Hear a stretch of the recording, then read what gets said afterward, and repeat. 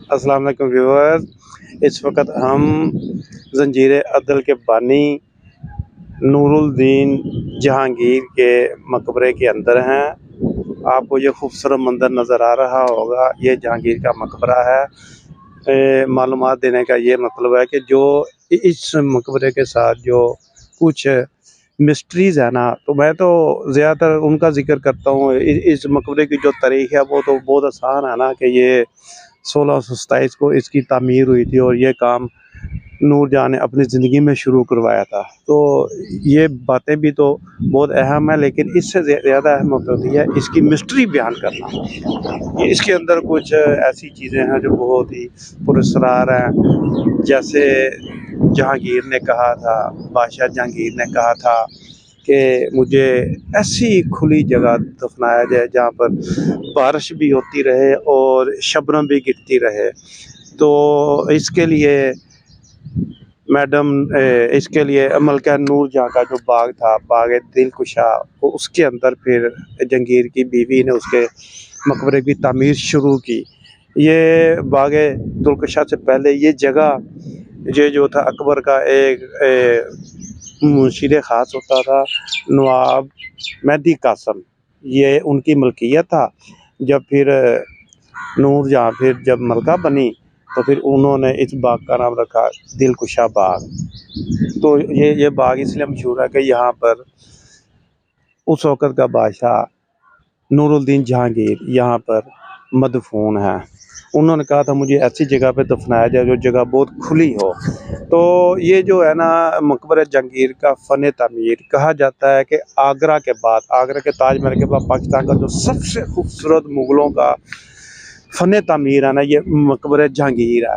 یہ بہت خوبصورت تھا، اس میں نوادرات بھی تھے، ہیرے بھی تھے، بہت کچھ تھا۔ لیکن جب بیرونی حملہ آور آتے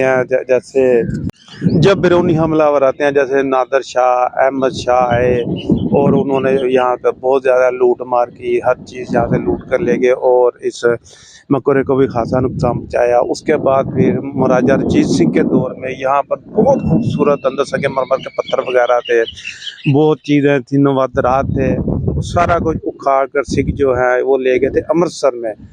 چلے یہ تو ایک تاریخ کا ستم ہے نا، کہ جس کے پاس بھی حکومت آتی ہے وہ پچھلے بادشاہ کے تمام جو ہوتے ہیں نوادرات وغیرہ ان کو لوٹ لیا جاتا ہے۔ یہ تو ایک پڑھی لکھی بات ہے، لیکن ہاں ہم بات کر رہے ہیں نور الدین جہانگیر کی۔ اگر مغل لاہور میں نہ آتے، اگر نہ وہ ادھر حکومت کرتے، تو یہاں پر تو پھر ہندو راجاؤں کی حکومت تھی، جو مرنے کے بعد وہ اپنا کوئی اتنا خاص انتظام نہیں کرتے دفن ہونے کا، نہ ہی وہ امارات تیار کرتے تھے اپنے مدفون کی، تو یہ کچھ نہیں تھا ہونا۔ لیکن چونکہ یہ بھی مغل بھی بیرونی حملہ آور تھے، لیکن انہوں نے لاہور کو بہت سجایا، پورے ہندوستان کو انہوں نے بہت سجایا، جہاں جہاں پر گئی انہوں نے بڑی بڑی مشہور عمارات تیار کی۔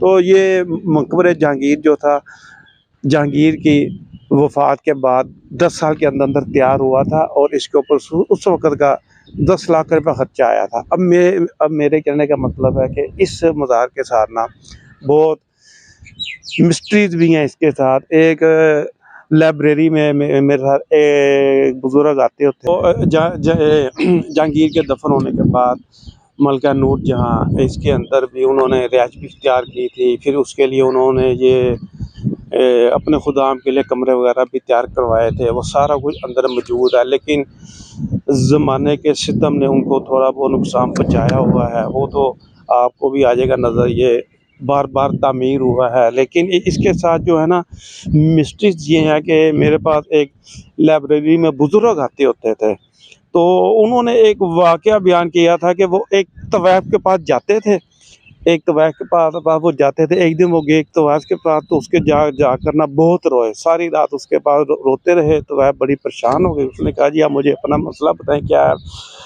نواب نے کہا میں ایک نواب تو میرا کیا مسئلہ حل کرو گے، میرا تو ایک ہی مسئلہ ہوگا، لین دین کے میں بہت زیادہ قرضوں میں پھنس چکا ہوں۔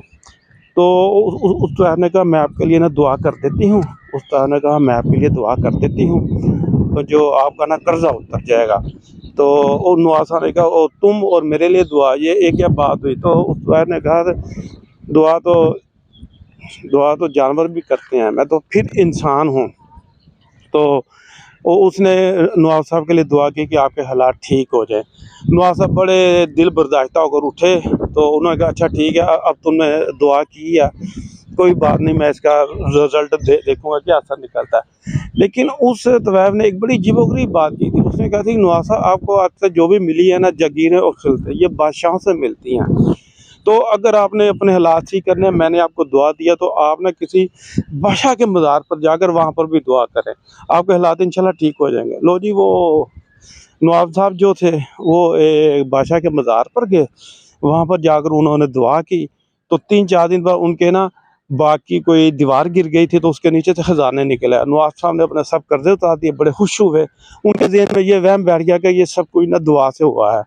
انہوں نے اب اپنے ایک دو نواب سے یہ بات، اس واقعے کا انہوں نے نا تذکرہ کیا۔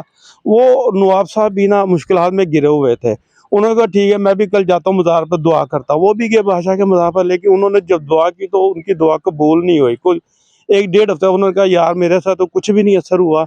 تو وہ اس وقت تمہارا ٹائم تھا، تمہارے حالات اچھے ہو گئے، لیکن نواب نے کہا کہ وہ جب تم کرنے گئے تھے دعا، تو اس سے پہلے تم کسی طبیب کے پاس گئے تھے، حالانکہ تم گانا وغیرہ تو سننے جاتے ہو روزانہ۔ تو نواب صاحب نے کہا نہیں، میں طبیب کے پاس تو نہیں گیا۔ انہوں نے کہا بھیا آپ کسی طبیب کے پاس بھی جاؤ اور اس سے جا کر اپنے لیے دعا تو کرواؤ۔ تو اس نے کہا یار یہ کیا مسئلہ ہوا، دعا کی تو نواز صاحب نے ان سے کہا، اپنے دوست سے نواب سے کہا کہ بھیا پہلے کسی طبیب کے پاس تو جاؤ نا، جس سے تم نے جا کے دعا کروانی۔ انہوں نے کہا یار یہ کیا اصول ہوا کہ میں پہلے کسی کے پاس جاؤں۔ انہوں نے کہا بھیا جب تک کوئی آپ کے لیے سچے دل سے دعا نہیں نہ کرے گا، آپ کی دعا منظور نہیں ہونی۔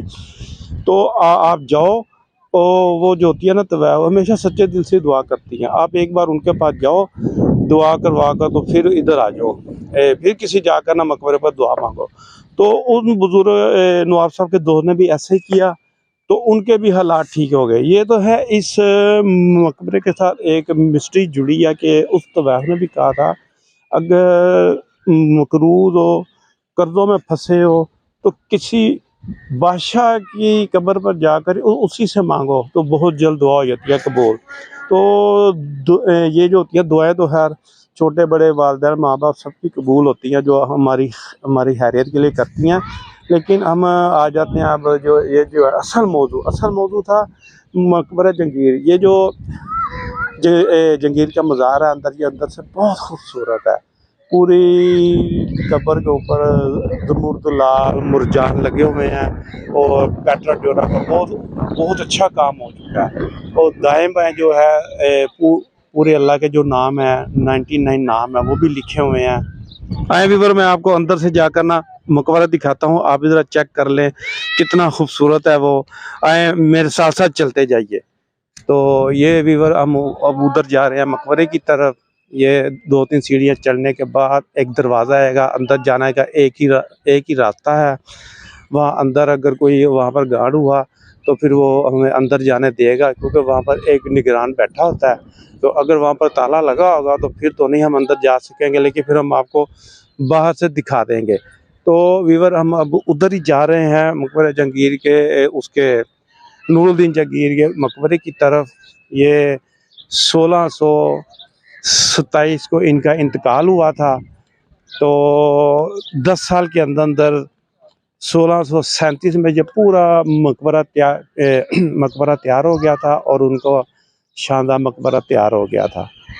ویور اس وقت ہم جس فرش پر چل رہے ہیں، یہ سنگ مرمر، یہ جو قالین نما پتھر ہے، یہ سارا اسی دور کا ہے جس دور میں 1627 میں جب جہانگیر کا انتقال ہوا تھا۔